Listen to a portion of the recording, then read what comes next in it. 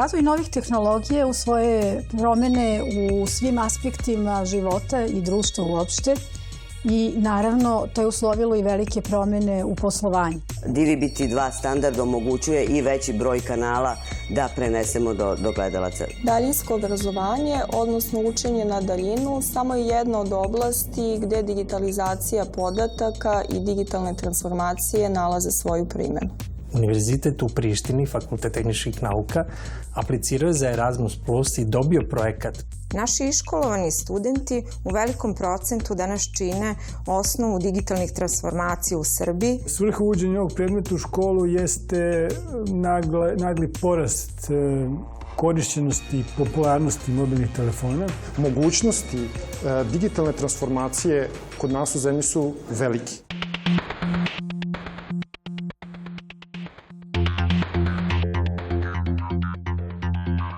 Razvoj novih tehnologija, pre svega u oblasti računarstva i prenose informacije putem interneta, omogućio je da postajemo svedoci svakodnevnih promjena u pogledu načina života i načina poslovanja na ovoj našoj maloj planeti.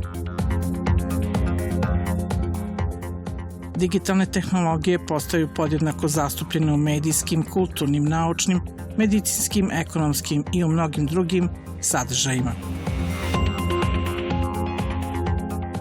To nam omogućava da sve više osjećamo kako na novi način živimo, na novi način radimo, na novi način stičemo druge navike i potrebe o kojima do juče nismo ni sanjali. Transformacije, i to digitalne, postaju neminovnost. U tom pravcu se organizuju i mnogobrojne obrazovne ustanove, posebno one koje školuju kadrove koji će se u profesionalnom smislu baviti daljim razvojem i primjenom ovih tehnologija. O tome se diskutuje na mnogim stručnim skupovima, uspostavljaju se neophodni međunarodni standardi.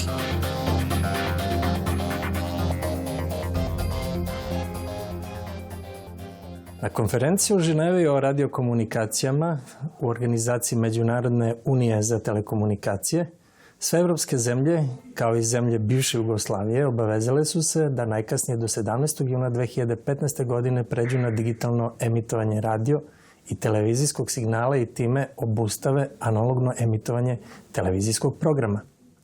Digitalizacijom se oslobađa deo spektra koje je do skora koristila zemaljska televizija i stvaraju se uslovi za emitovanje digitalnog TV programa, kao i uvođenje raznih digitalnih servisa kao što su digitalni radio sa pratećim servisima, digitalna mobilna televizija i drugi mobilni servisi sa multimedijalnim sadržajima.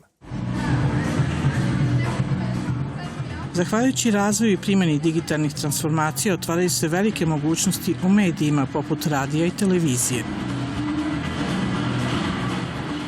Mogućnost koje upravo preduzeće Emisiona tehnika i veze priprema, a to su servisi pored audio i video signala da mogu da pošalju i što više podataka prema našim gledaocima, te da oni mogu da učestvuju u kreiranju našeg programa, da učestvuju na taj način što će se uključivati, ajde da kažem, ako se budu uspostavili takvi sadržaji da u nekom kvizu, u nekoj, ajde da kažem, emisiji koja predviđa uključenje gledalaca, a takođe će moći da svoje vreme bolje rasporede. Moći će da koriste mogućnosti snimanja, odloženog gledanja, moći će da koriste gledanje na zahtev, odnosno da zatraže neki od programa. Naravno, te usluge više neće biti besplatne kao što je besplatno ovo emitovanje koje je sada u toku.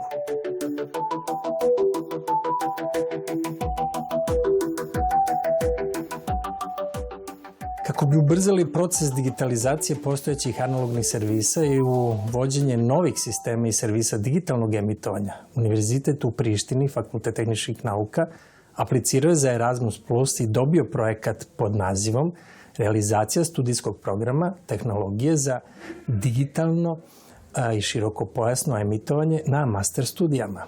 Ovim projektom je predviđeno da 6 institucija na prostoru Zapadnog Balkana, a to su Univerzitet u Prištini u Kosovskoj Mitrovici, Viša tehnička škola u Zvečanu, Visoka škola elektrotehnike i računarstva strukovnih studija u Beogradu, Univerzitet Singidunum, Univerzitet u Banjoj Luci i Univerzitet u Bihaću, uz pomoć kolega s Univerziteta u Madridu, Španija, Ostrave iz Češke, Ljubljana iz Slovenije i Tartu iz Estonije kreiraju akademske, odnosno strukovne master programe na kojima bi studenti stekli i teorijska i praktična znanja koja bi im omogućila da učestvuju u procesu digitalizacije, održavanje digitalnih sistema, kao i uvođenju novih tehnologija i servisa digitalnog emitovanja. Digitalne transformacije utiču i na kvalitet slike koja stiže do gledalaca. Kvalitet slike je naravno mnogo bolji i prijemčiviji, zato što ili sliku imate ili sliku nemate. Znači, nema mogućnosti da dođe do šuma, do refleksija, do jednostavno ovakav način emitovanja takve smetnje i takve mogućnosti ne dozvoljava. Tako da ili je slika korektna i ispravna, naravno i rezolucija je zavisno od toga kakav je proizvod. Rezoluciju ne prave predajnici, ne prave, nego upravo oni koji su content provideri, oni su ti koji prave signal, pa sad da li je to signal standardne definicije ili je to signal visoke rezolucije, pa onda naravno da je i kvalitet takve slike mnogo bolji. Mi jesmo malo možda zakasnili i među poslednjima smo uradili tu digitalizaciju emitovanja televizijskog programa, ali smo korak ispred mnogih oni koji su to uradili ranije. Oni su ostali na, ajde da kažem, to je standard koji je bio prvi usvojen, a to je DVB-T. To je standard koji koristi kompresiju različitu, za prenos signala različitu od one koju koristi DVB-T2, koje inače mi koristimo kao standard za emitovanje, te samim tim nam DVB-T2 standard omogućuje i veći broj kanala da prenesemo do gledalaca. Ovaj prethodni prvi DVB-T je ograničen na 8 programa po multiplexu.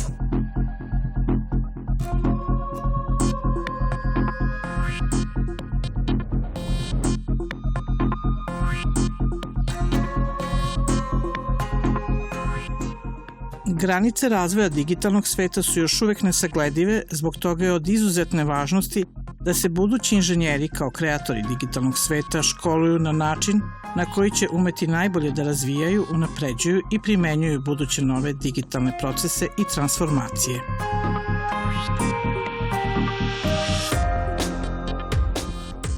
Poslovi inženjera su danas prepoznatljivi na tržištu rada i neophodno je da inženjeri svoje znanje i veštine unapređuju svakim danom, jer oblast inženjerstva je oblast koja se veoma brzo i aktuelno menja u realnom vremenu. Naši iškolovani studenti u velikom procentu danas čine osnovu digitalnih transformacija u Srbiji, međutim i u Evropi i šire u celom svetu, jer se odmah zapošljavaju i nalaze posao u različitim procesima, pre svega na televiziji, u oblasti digitalne televizije, radija, u svim oblastima IT tehnologija i IT tehnike, zatim dalje u novim energetskim tehnologijama i inače u energetici, a i u savremenim procesima digitalne automatizacije, upravljanja i monitoringa. U najnovije vreme mi školujemo studente i za automobilsku industriju i servise koji su danas neophodno potrebni i kod nas u Srbiji.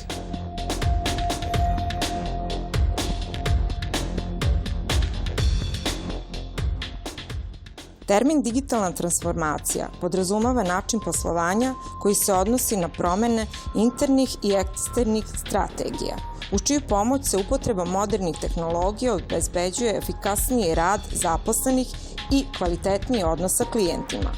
A prava transformacija poslovanja dostignuće se samo ukoliko svi resursi kompanija prihvate nove strategije.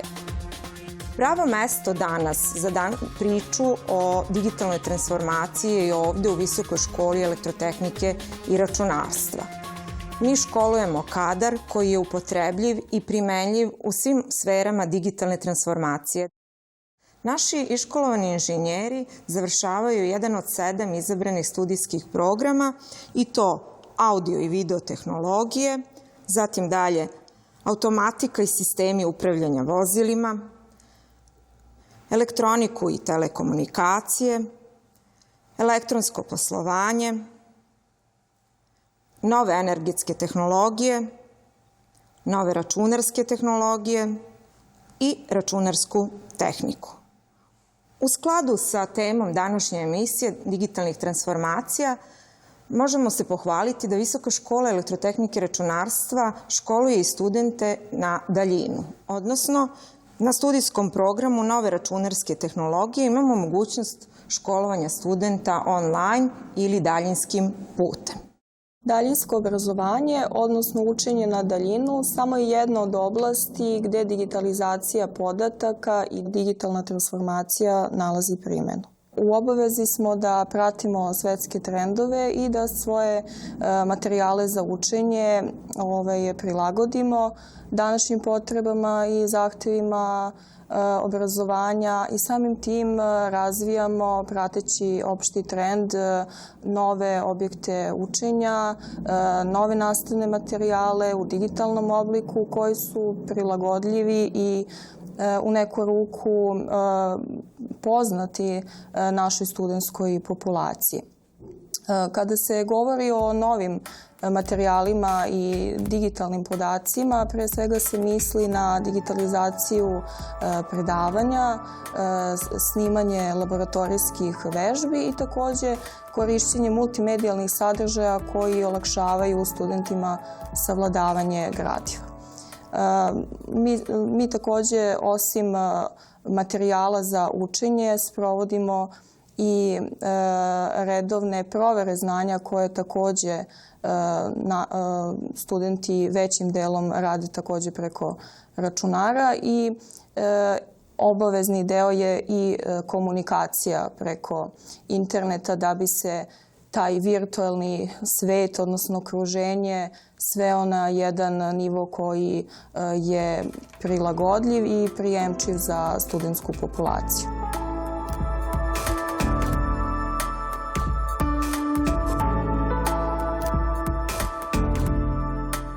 Što se tiče baze znanja, ona je jako dobro razvijena, obzirom da ovaj sistem unapređujemo i koristimo dugi niz godina, a od nekoliko godina unazad tu je i online sistem, znači potpuna digitalizacija, i to nam je ujedno i glavni motivator da zbog te populacije koja celokupan svoj studentski život, ajde kažemo i studiranje obavlja preko interneta, naravno uz one redovne provere koje su u školi.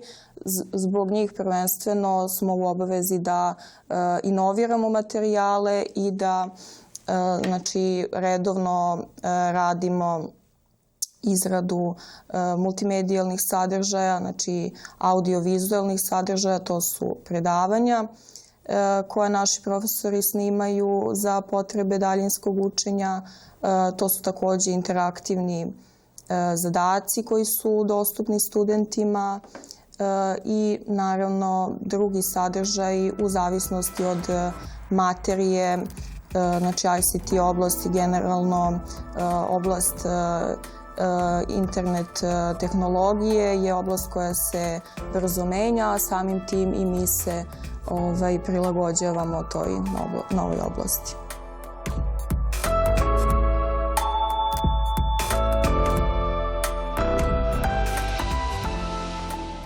Po završetku studija osnovnih koji traju 3 godine, studenti mogu doći na doškolovavanje, odnosno nastaviti 4. godinu na specijalističkim strukovnim studijama i to na jednom od 6 izabranih studijskih programa.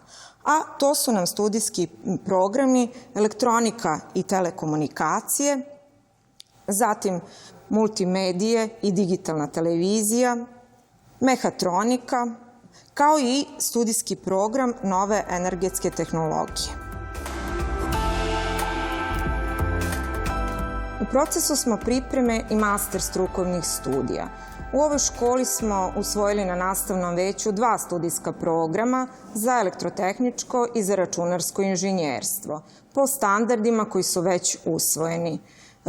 Velika tendencija je da se radovi, završni radovi, odnosno u ovom slučaju master radovi, rade u kompanijama i firmama s kojima mi sarađujemo. Od velike koristi će biti i za firme u kojima naši studenti budu radili svoje master studije, jer će njihovi master završni radove imati upotrebnu vrednost za kompanije koje budu prihvatile njih kao njihove master studente.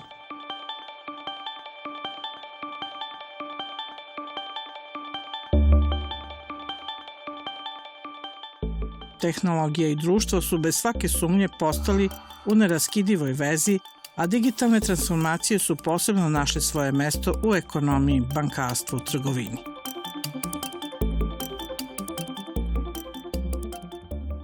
Razvoj novih tehnologija u svoje promene u svim aspektima života i društva uopšte i naravno to je uslovilo i velike promene u poslovanju. Ove tehnologije dozvolile su da se omasovi nastup kompanije, da se određeni delovi kompanije povežu i da celi menadžment kompanije i svi aspekti poslovanja budu unapređeni razvojem ovih tehnologija. Pre svega radi se i o tome da je internet kao i popularnost društvenih mreža uslovio da i male kompanije mogu da dobiju relativno jeftin prostor za svoje marketinške kampanje i da taj način mogu da budu konkurenti i velikim firmama. Na početku internet je podrazumevao web prezentacije koje su bile statičkog tipa i gde interakcija s korisnicima nije bila velika. Internet svoj procvat doživljava sredinom 90. godina, kada počinje njegova komercijalizacija i kada počinju prve elektronske prodaje, to je bila prodavnica knjiga Amazon.com i od tada postaje razvoj velikog broja takozvanih .com kompanija koje su u početku uglavnom samo vršile prodaju svojih proizvoda preko interneta i na taj način su jednog pasivnog gledaoca sadržaja dali su mu aktivnu ulogu u smislu da on može da neku svoju potrebu, uslugu ili proizvod kupi elektronskim putem. Znači, cijelo poslovanje koje je imalo neku svoju dugu tradiciju načina na koji se određeni procesi rešavaju, sada je primjenom novih tehnologija dobilo novu dimenziju, novi način optimizacije rada, korišćenjem digitalne transformacije, gde čak postoji digitalni potpisi, gde postoji elektronsko plaćanje. Elektronsko bankarstvo dobija sve veće poverenje korisnika i da je sve veći broj online plaćanja iz brojnih razloga. Prvo, ono je udobnije, možete ga obaviti i preko mobilnog telefona ili bilo kog laptopa uređaja, a drugo, ne postoji plaćanje provizije prilikom ovakvih plaćanja.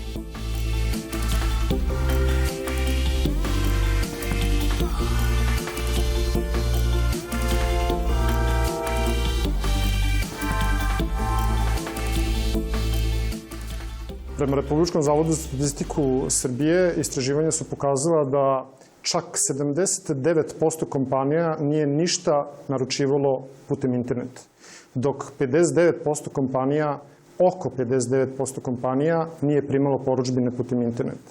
Ono što je važno, što se iz te statističke analize njihove vidi, to je da 11,1% kompanija ima online procesor plaćanja na svojim elektronskim prodavnicama. Prema ovim podacima, mogućnosti digitalne transformacije kod nas u zemlji su velike.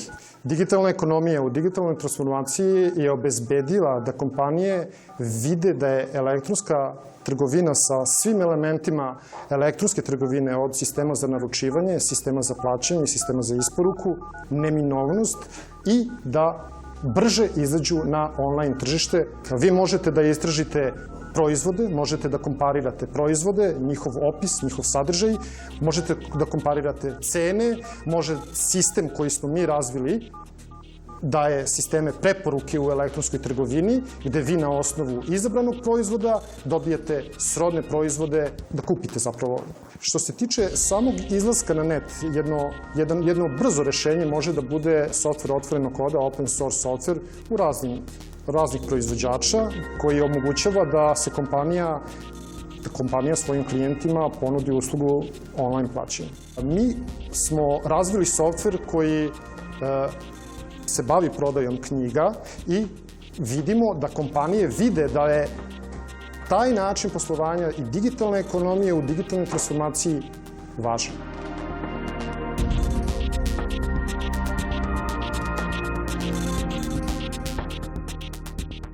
S obzirom da se i u mobilne tehnologije ugrađuju moćni softveri i zahvaljujući novim mogućnostima, postalo je neophodno da se na gotovo svim visokim školama i na fakultetima tehničkih smerova posvećuje posebna pažnja u nastavi koja će pratiti ova dostignuća. U ovoj školi postoji predmet programiranje aplikacije za mobilne uređaje koji obrađuje programiranje pod iOS i Android platformama. Predmet je organizovan tako što su predavanja pod iOS platformama, odnosno tiču se programiranja iPhone mobilnih uređaja, dok su vežbe organizovane što se tiče programiranja Android aplikacije, odnosno aplikacija vezanih za Android uređaje. Svrha uvođenja ovog predmeta u školu jeste nagli porast korišćenosti i popularnosti mobilnih telefona i treba napomenuti da te tehnologije se jako brzo razvijaju i samim tim postoji potreba da se prate. Konkretno sada, kad pričamo o iPhone programiranju, čak je ubačen novi programski jezik koji od skoro datira, Swift, koji je zamenio objektni C.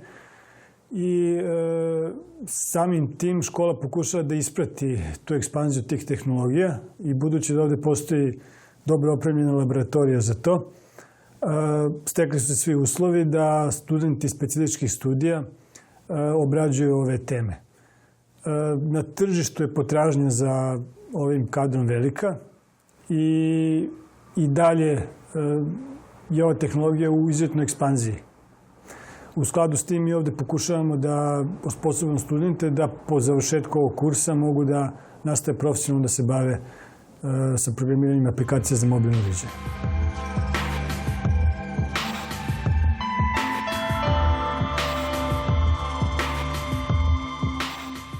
Postalo je jasno svima da ni industrijski procesi ne mogu više da se zasnivaju na zastarelim i zatvorenim sistemima kad su informaciono-komunikacijne tehnologije u pitanju, jer bi ograničilo kako rad, tako i napredovanje svojih zaposlenih. Klijenti takođe očekuju komunikaciju sa kompanijama na najsavremeniji način. Ako toga nema, smanjuje se zadovoljstvo klijenata, a može da dođe i do prekida saradnje.